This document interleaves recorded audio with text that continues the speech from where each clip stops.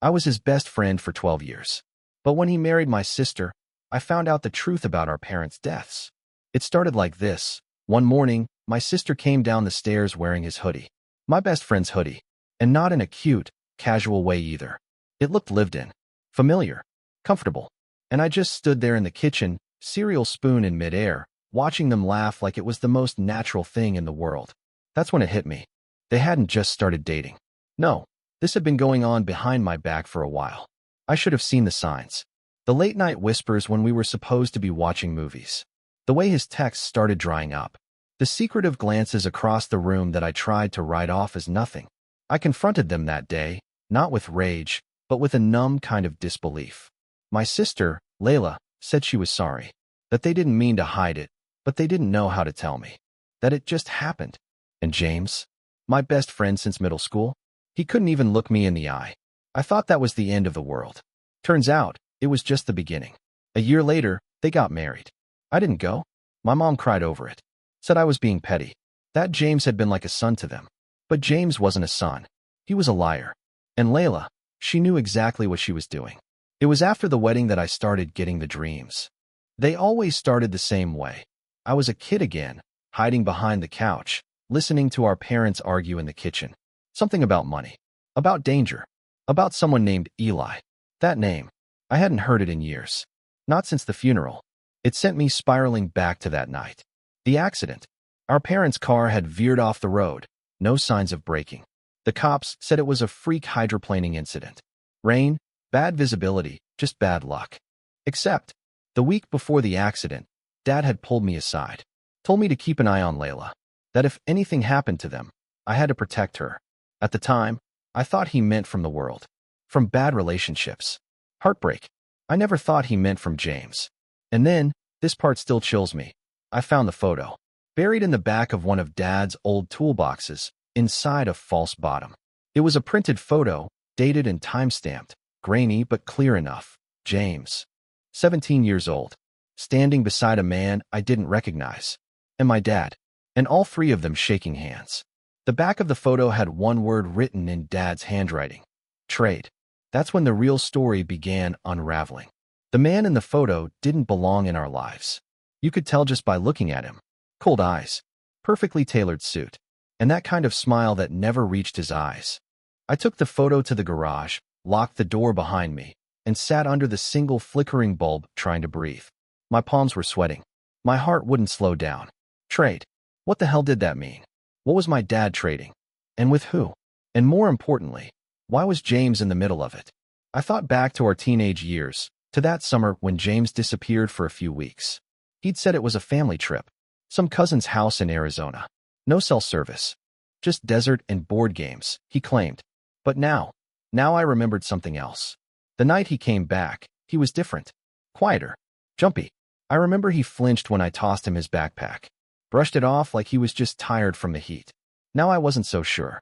I took out my phone and snapped a picture of the photo. Then I started digging. Hours turned into days. I went through every file cabinet in the house. Even broke into the attic for the first time in years. Dusty boxes, old tax returns, receipts from places we'd never been. One name kept popping up, Eli Sandor.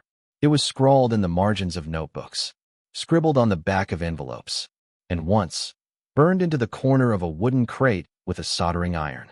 I Googled him. Nothing useful. No LinkedIn, no social media, no company bio. Just a few blurry forum threads, conspiracy junk, mostly. But one thread caught my eye. A post dated 6 years ago. Anonymous user. The subject line. If he offers you a trade, say no. The message? Just 5 words. I lost everything. You will too. My stomach twisted. I had to talk to James. I waited until Layla left for her night shift at the hospital, then drove straight to their place. I didn't even knock, just walked in, heart hammering. He was in the living room, still in scrubs, scrolling through something on his phone. When he saw me, his whole face tightened. What are you doing here? I didn't answer. Just tossed the photo on the coffee table. His reaction said everything. He didn't ask what it was. Didn't pretend not to know. He just stared at it like it was a ghost. Then he whispered, "You weren't supposed to find that." My voice cracked. What did he trade, James? What did my dad trade with that man? He didn't answer. Not with words.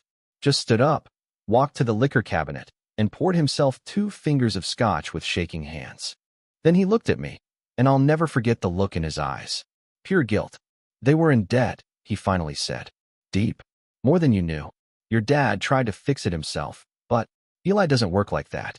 He offers deals. Deals for what? I asked. James downed the drink in one gulp. Favors. Loyalty. Secrets. And then he said something that made the air freeze in my lungs. Your dad made the trade to protect Layla. But Eli wanted more than money. He wanted blood. My head spun. But James wasn't finished. The accident, he said quietly. It wasn't an accident at all. Everything inside me dropped. And before I could say a word, we both heard it. Keys in the front door. Layla was home. I didn't move. Neither did James. The keys jingled once more, then the door creaked open. Layla stepped in, kicking off her shoes with that tired little sigh she always made after night shifts. Her eyes flicked up and landed right on me. What are you doing here? She asked, her voice sharp with confusion. Her gaze bounced between me and James, then to the photo still lying on the table. Her expression shifted, just slightly, but enough. I saw it. Recognition. Not surprise. Not confusion. Recognition. She knew. James was the first to speak. Layla, we need to talk. But her eyes stayed on me. Cold now. Guarded. You went through Dad's stuff, she said flatly. Yeah. I replied, heart pounding. And I found him. Eli Sandor. You want to tell me what that name means to you? Her shoulders stiffened. She didn't answer right away. Just walked to the kitchen, poured a glass of water like this was just another regular night. Like the truth wasn't pressing up against all our ribs, ready to explode. It doesn't matter, she finally said. None of it matters now. The hell it doesn't. I snapped, louder than I meant to. Our parents died because of that man. And you knew. James whispered something under his breath. Something about not doing this here. Not like this. But I couldn't stop. The truth was clawing its way out of me, and I wasn't about to bury it again. Why didn't you say anything? I asked her. Why the silence? Why protect him? She turned, water glass trembling slightly in her hand. Because I made the deal too. That silenced everything. Even James looked stunned. What? She looked down, voice barely audible. After Mom and Dad died, I went to Eli. I thought I could end it. Thought maybe I could undo what Dad started. But he doesn't undo things. He collects. She took a slow breath. I offered him something else. Someone else. My stomach flipped. Who? She hesitated. And then she whispered something I never thought I'd hear come out of her mouth. You. Everything stopped. The air. The room. My thoughts. James stood up fast, knocking over the glass. It shattered. Water and glass spilling across the hardwood. Layla, what the hell are you saying? She looked at me, eyes full of something I couldn't name. Regret? Fear? Resignation? He said one life could balance the debt. Just one. I told him, if he wanted blood, he could take yours. I stumbled back. You were going to sacrifice me? She didn't deny it. Didn't even flinch. I didn't think he'd actually come for you. I thought it was just a bluff. He said he'd wait until you turned 25. Said that was the age the debt matured. I had just turned 25 last month. James backed away too, his hands shaking. Why didn't you tell me this?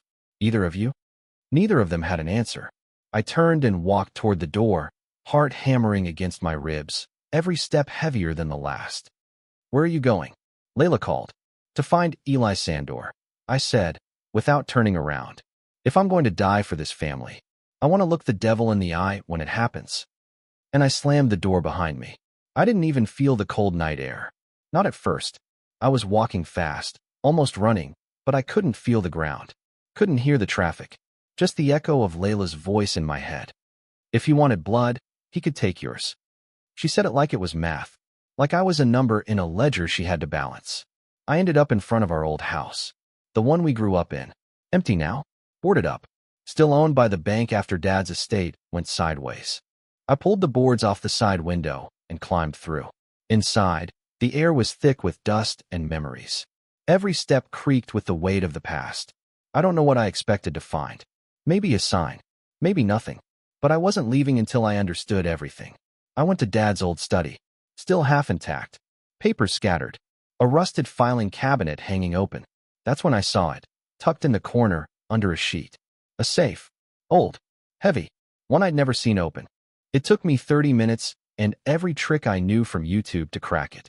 And when the door finally creaked open, it wasn't cash or gold inside, just papers, dozens of them, letters, contracts, notes. Each one had the same name printed at the top, Eli Sandor, and each was signed in blood. Not ink, not red pen, actual blood. My dad's name, scrawled beneath every single one. There were dates, specific ages, promises. One letter chilled me to my core. It read, "Upon the 25th year of the second child's life, the debt shall be rendered in flesh or soul." Second child. That was me. I backed away, stomach lurching. Then I heard it. A voice. Right behind me. I was wondering when you'd come looking. I spun around. There he was. The man from the photo. Same suit. Same smile. Same cold, dead eyes. Eli Sandor. "You've been quite the little detective," he said, stepping forward like he was walking into his own living room. I couldn't breathe. My chest was locked. "You killed them," I managed to whisper. "You killed my parents." He tilted his head, amused. "I collected a debt. Your father offered himself. And your mother, well, she insisted on joining." I staggered back. "You're a monster." He smiled wider. "No," he said. "I'm a businessman. And your contract is due." He raised a hand, and suddenly, I couldn't move. Like my bones had turned to cement. My arms locked at my sides. My legs frozen in place. He stepped closer, close enough to smell the sulfur on his breath. "But here's the twist," he said, almost gently. "I'm not here to kill you." I blinked, struggled. Nothing moved. "Then what do you want?" I rasped. He leaned in. "I want to offer you a trade." My heart dropped. And then everything went dark. I woke up on the floor, cold concrete against my cheek, the metallic scent of old dust filling my nose. My head throbbed. My limbs ached. But I could move again. Eli was gone. In his place, on the desk in front of the open safe, sat a single page. Another contract. Short. Simple. My name typed at the top. And one sentence, bolded in red. "One blood for another. Choice must be made before the moon sets." At the bottom was a blank line, waiting for my signature. I stumbled out of the house like I'd been hit by a truck. The sky was dark, but not for long. Maybe a few hours left until dawn. Until the moon dipped below the horizon. Until whatever this was, this curse, this contract, this nightmare, became permanent. Choice.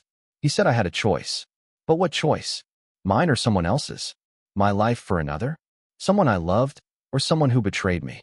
My legs carried me without thinking. Back to James and Layla's place. The door was still cracked from when I stormed out. They were arguing. Loud. Furious. Layla's voice cracked like glass. "You were supposed to keep him out of this." James shouted back. "He's not a kid anymore, Layla. You think he was never going to find out?" I stepped inside. They stopped instantly. I dropped the paper on the coffee table. He offered me a trade. Neither of them moved. "I have until the moon sets," I said. "One life for another." Layla's face went pale. She whispered, "That's how he works. He always demands blood. Always frames it as a choice." James looked at me, hollow. "What happens if you don't choose?" I answered without hesitation. "Then he takes both." Silence fell. The kind that rings in your ears. I looked at Layla. "You made this deal. You dragged me into this." Her lip trembled. "I never wanted it to go this far. You signed away my life." "I thought I could protect you," she cried. James stepped between us. "We need to think. There has to be another way." "There isn't," I said quietly. "There never is with him." I pulled out a pen, stared at the paper, and that's when I felt it. A presence. Cold. Heavy. Pressing against the back of my neck. He was here. I didn't turn around. I looked at Layla, then at James. They looked terrified. "One life," Eli whispered. "Choose." My hand hovered over the paper, and I said the one name that would break everything. "Take me." But Eli laughed. "You misunderstand, my boy. Your life is already promised. You don't get to give it away twice." My stomach dropped. "Then whose life am I trading for?" He smiled. "Anyone." He turned to Layla. "Her." Then to James. "Him." Then back to me. Or someone else. A stranger. A friend. An enemy. One soul to free your own. That's the game. My hand shook as I gripped the pen. And outside, the moon began to fall. The pen felt heavier than it should have. Like it knew what I was about to do. James paced behind me, muttering to himself. Layla just sat on the edge of the couch, frozen like a statue. It's a trick, James said suddenly. It's always a trick. He makes you think you're in control, but you're not. He already knows what you'll do. I stared at the page. One name. That's all it would take. A name in my handwriting, signed in ink. Or maybe blood, who knows with him. And the curse would end. I'd live. Someone else wouldn't. Layla finally found her voice. You don't have to do this. Don't give him what he wants. I'm not dying for something I never agreed to, I snapped. I didn't bring this on myself. You did. She flinched, but didn't argue. She couldn't. James stepped forward. Then pick me. I looked at him. He wasn't joking. Pick me, he said again. This started because of me. I stood next to your dad. I made promises I didn't understand. And I married into it thinking it would protect you. He looked at Layla. We both tried to protect you. We just failed. My throat tightened. I looked at them both, the two people who betrayed me in the worst ways, and yet still believed they could fix it. I'm not killing either of you, I said. James opened his mouth, but I cut him off. No, you don't get to be the martyr. And Layla? You don't get to be forgiven just because you regret it now. None of this is that simple. I stood up. My legs felt like they barely worked. There has to be another way, I whispered. Some way to break this without blood. And then I remembered something. The safe. The letters. One of them, it mentioned a mirror ritual. I sprinted out the door. James shouted after me, but I didn't stop. I drove straight back to the old house. Climbed through the same window. Tore through the safe again. There it was. A folded piece of paper tucked behind the others. The mirror bargain. I scanned the text. A chance to face Eli in his true form. One soul enters the reflection. If it wins, the deal is broken. If it loses, it stays there forever. No trade. No blood. Just me and him. One final game.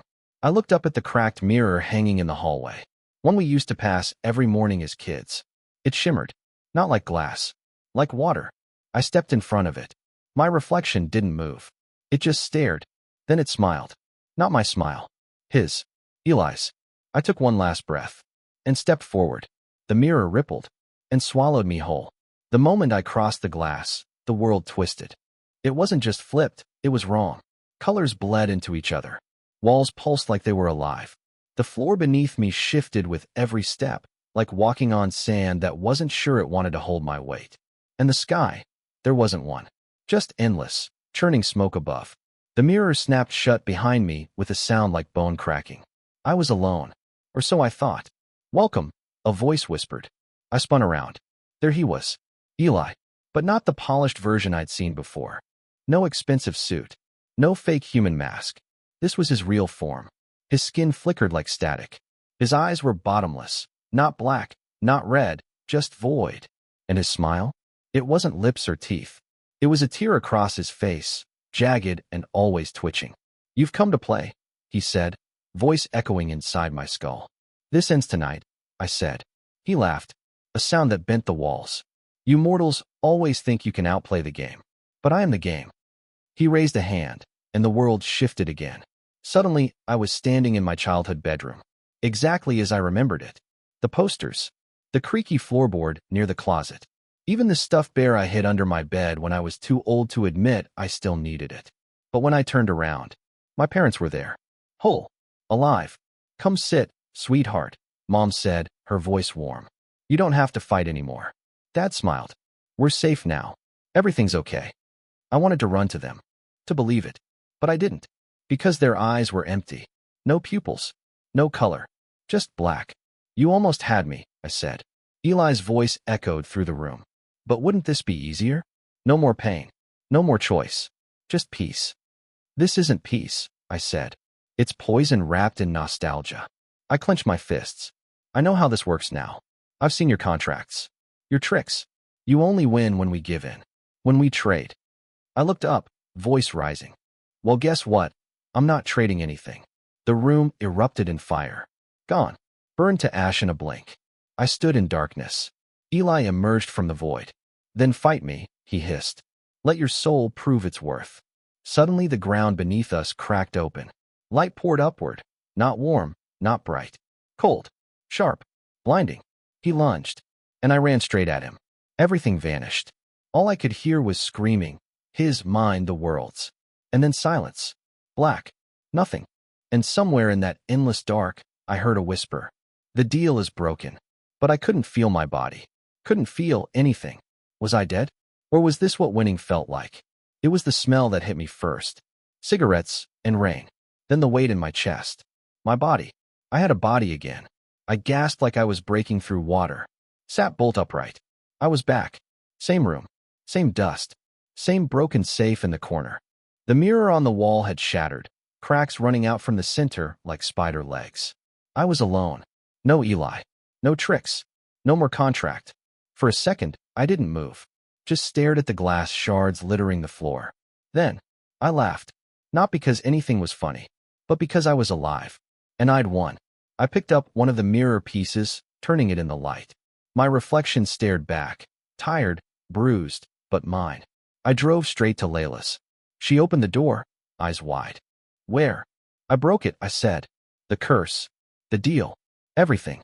She blinked, then started to cry. Not loud. Just silent tears running down her cheeks like a dam cracked from the inside. James stepped in behind her. He looked like he hadn't slept in days. You did it, he asked, stunned. I nodded. He pulled me into a hug. For once, I didn't push him away. We didn't talk much that night. There wasn't much left to say, but we sat together. The three of us. In the silence. In the relief. In the wreckage of everything we thought we knew. Weeks passed. Then months. The nightmares stopped. The whispers faded. Life returned, in small, slow pieces. One morning, I got a package. No return address. Inside was a single object. A pen. Old. Black. Familiar. The same one I almost used to sign the contract. No note. Just the pen. I held it for a long time. Then I tossed it into the fire. Watched it curl and melt in the flames. But even as it burned, a strange thought crept in. What if the mirror wasn't the only one? What if there are other contracts in other lives? And what if one day, someone comes knocking, looking for me to collect? But I don't live in fear anymore. Because I know how the game works. And if Eli ever does come back, I'll be ready. It's been a year. One full orbit since I looked the devil in the eye and didn't blink. I moved out of the city. Somewhere quiet. Rural. Where the sky feels bigger and the nights feel honest. I wake up to birds now instead of sirens. Layla calls sometimes. She's pregnant. James is trying. They're rebuilding. And me? I'm learning how to breathe again. Slowly. I work at a small hardware store off the highway. Nobody knows my story. Just a quiet guy with a good work ethic and eyes that sometimes drift too long when storms roll in. I keep a journal. Not for the past, but for clues. Warnings. Patterns. Because sometimes, I feel it. That cold pressure in the air. That shift in the wind. Like something is watching. Like something's waiting. A few months back, a woman came in. Mid-30s. Sharp eyes. Asked if we carried reinforced mirrors. She looked right at me when she said it. Didn't blink. I told her no. She smiled. Walked away. But she left a card behind on the counter. Blank. Except for 2 words, burned into the paper. Another trade. I didn't tell anyone. Didn't call Layla. Didn't run. I just stared at that card until the edges burned into my memory. Because maybe this isn't over. Maybe it never was. But this time, if the devil comes for me again, I'm not just a survivor. I'm the storm he never saw coming. 2 weeks after the woman left that card, someone broke into my truck. Nothing stolen. Nothing moved. Except one thing. My rearview mirror, gone. I found it the next morning, sitting on my porch. Propped up like a warning. Or an invitation. And scrawled across the glass, in deep red ink. You escaped your deal. But what about hers? No name. But I knew exactly who they meant. The woman from the store. I tried to track her. Called every number in every system we used that day. Nothing. She'd paid cash. No ID. No license plates on the cameras. Just vanished. But she left the mirror. I kept it. Not because I wanted to, but because I felt like I had to. It sits in my shed now, wrapped in a tarp, locked inside a chest with 3 different padlocks. Every night, I check to make sure it hasn't moved. Every morning, I feel like it's looking at me. And sometimes, I think I see things in it. Not reflections. Not my face. Other things. Rooms I've never been in. People I've never met. Or maybe, people who don't know they've been seen. And last night, for the first time, it spoke. Not aloud. Just inside my mind. 5 words. Words that stole the air from my lungs. She's still trapped in here. I sat there in the dark, heart pounding, trying to decide if I believed it. If I should help. And if I did, what would it cost me this time? Because you don't open a mirror like that unless you're willing to lose something. And some debts? They don't die just because you walked away. They wait. And now so do I.